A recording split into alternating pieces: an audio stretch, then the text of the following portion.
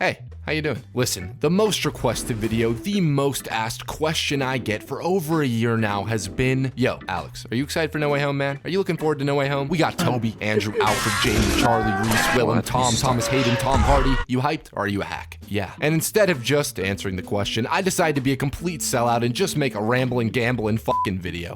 Sick? Now here's the thing, you might not believe me, but I was genuine when I said this a few years back. You won't see another video from me about this franchise unless they take another major shift in direction. You won't see the dude who has been in love with Spider-Man and been in love with film since he was 4 years old. You won't see my ass in the theater.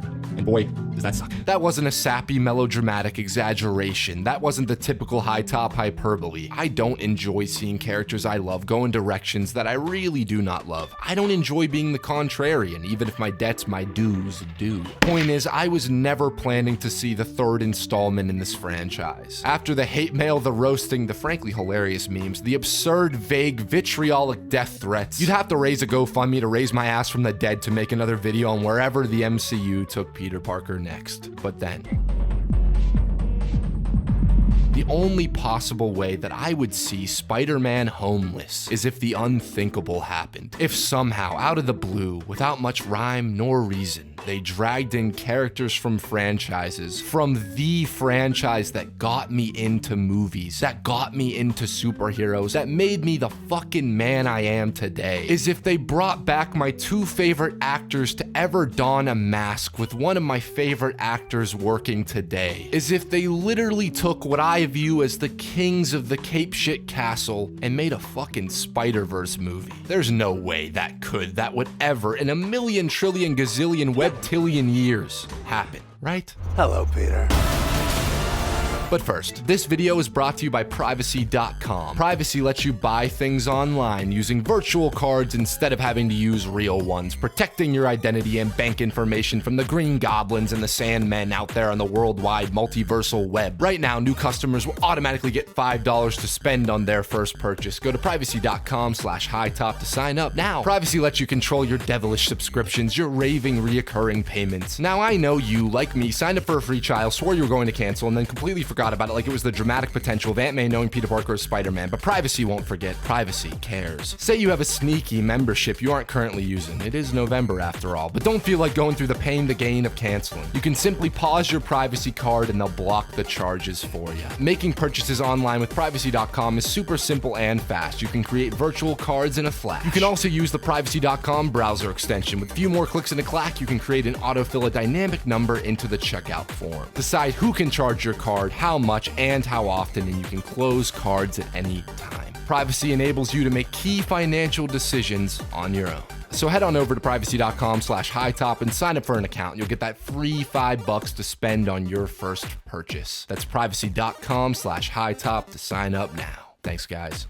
So what do I think of all the trailers, all the footage we've gotten for Spider-Man No Way Home? Well, I'm a real two-face about the entire thing. Of course, the child inside me is overjoyed just to hear that goblin laugh in the trailer. Of course, the Raimi fanboy is going absolutely insane seeing Otto back in action, tearing apart that Iron Spider suit that has haunted my dreams since I first laid eyes on it. Obviously, when Toby and Andrew show up, I'll get a dose of the goosebumps and a jolt of serotonin to the brain. And if I hear Danny Elfman's theme again in the theater, I might cause a tsunami of tears and bodily fluids. And honestly, guys, the trailer's tone, for the most part,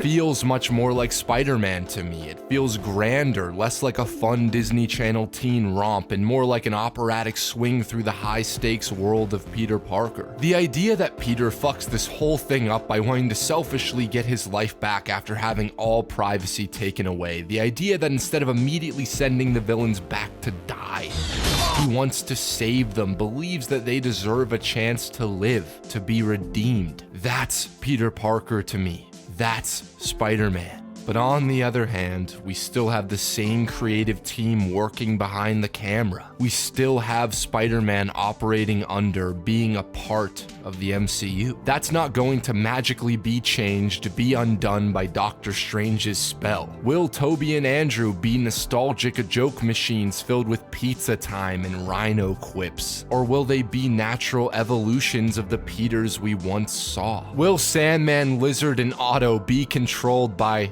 Stark Tech. Will their respective arcs be undone in service of needing a multiversal Sinister Five? Or will they be lost, confused, unable to remember what happened, unable to remember the empathy their Spider-Man showed them? Will the filmmakers remember that they were never monsters, just victims, longing for any way to find their missing pieces? We had cinematographers Don Burgess, Bill Pope, and cinema legend Sam Raimi create gorgeous, often haunting iconography with their villains. Can John Watts do the same? Or will the once revolutionary, groundbreaking mix of practical puppeteering, stunt work, and Oscar-winning visual effects be replaced by the Marvel in-house standard that covers up the stunning work of costume designers in service of creating something that feels like a cartoon? We had Mark Webb and Andrew Garfield create a take on Peter Parker that was youthful, often spiteful, often morally confused. Will that Peter Parker accept that Tom Holland runs around wearing a $1 trillion weapon? Will Tobey's sincere, loving, dorky, guilt-ridden Peter Parker get along with either? I hope there's some conflict between the Peters, some differing ideologies, some differing pain that guides them all. I hope it isn't just 3 Spider Bros showing up to sell tickets and kick some ass, bruh. I hope there's the vulnerability, the soulfulness that Tobey, Andrew, and Tom have all brought to the role, and not just the stubbornness of executives wanting to make a Spider-Verse movie as soon as Avi with a Venom hat on his head held that Oscar in his hand.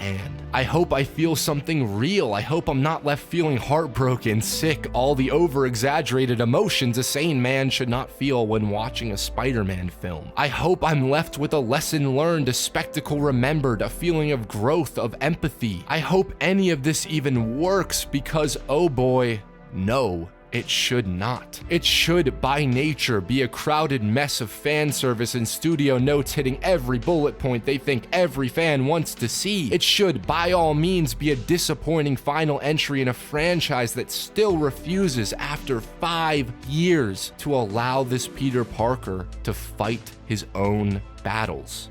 At the end of the day, this very, very long day, all I want from Spider-Man No Way Home is a film that honors what came before, with sincerity, with truth, with love for the 2 Spider-Men that defined, that helped, that impacted so many of our childhoods. A film that finally allows the MCU's take on Peter Parker to swing on his own, to be the compassionate young man with the weight of the world, multiple worlds on his shoulders. The Spider-Man who has suffered, who will always suffer, but manages to endure, to persevere, to overcome, to not lose himself to the consequence, the tragedy that defines and will always define his life. We don't need Raimi's Peter to tell MCU's Parker about great power, but hopefully No Way Home realizes the great responsibility it has to the icon, the icons that will, that always have